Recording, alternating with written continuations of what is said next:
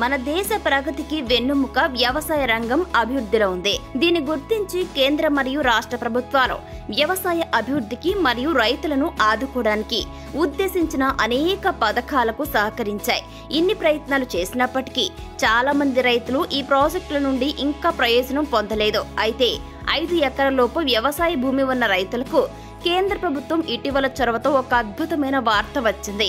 కిసాన్ ఆశీర్వాద్ను ప్రవేశపెట్టడం రైతులకు వారి భూమి హోల్డింగ్ పరిమాణం ఆధారంగా ఆర్థిక సహాయాన్ని అందించడానికి రూపొందించిన పథకం. ఈ పథకం కింద 5 ఎకరాల భూమి ఉన్న రైతులకు 25,000, 2 ఎకరాల భూమి ఉన్న రైతులకు 5,000 నుండి 10,000 మరియు 4 ఎకరాల యజమానులకు 20,000 వరకు అందుకోవడం జరుగుతుంది. అదనంగా 5 ఎకరాల భూమి ఉన్న లబ్ధిదారులు పీఎం కిసాన్ సమ్మాన్ నిధి యోజన కింద సంవత్సరానికి 6,000 అందుకుంటారు.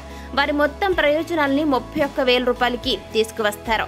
పీఎం కిసాన్ సమ్మాన్ నిధి యోజన అన్ని రాష్ట్రాల్లో రైతులకు 6,000 వార్షిక సహాయాన్ని అందజేస్తుండగా జార్ఖండ్ రాష్ట్రం 25,000 రూపాయల వార్షిక గ్రాంట్ను అందించడం ద్వారా రైతులకి గణనీయమైన ఆర్థిక ప్రోత్సాహాన్ని అందించడం ద్వారా ఒక ఆదర్శప్రాయమైనటువంటి చర్య తీసుకుంది.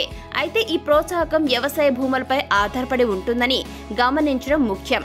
ఈ ప్రయోజనాలను పొందడానికి రైతులు ఈ క్రింది ఇప్పుడు మనం చెప్పుకోబోయే పత్రాలను అందించాల్సి ఉంటుంది. అవేంటంటే Aadhaar card, bank account details, revenue department certificate, భూమి రికార్డులు, పహాణీ లేఖ, భూమి పన్ను చెల్లింపు రుజువు, అలాగే మొబైల్ నంబర్, పాస్పోర్ట్ సైజ్ ఫోటోగ్రాఫ్లు కావాల్సి ఉంటుంది.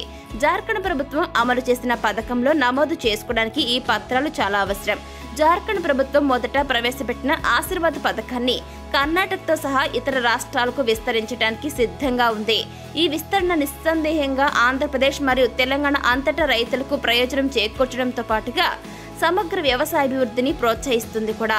అయితే ఈ రాష్ట్రాల్లో ఆశీర్వాద్ యోజన అమలు కోసం కాలక్రమం చూడవలసి ఉంటుంది.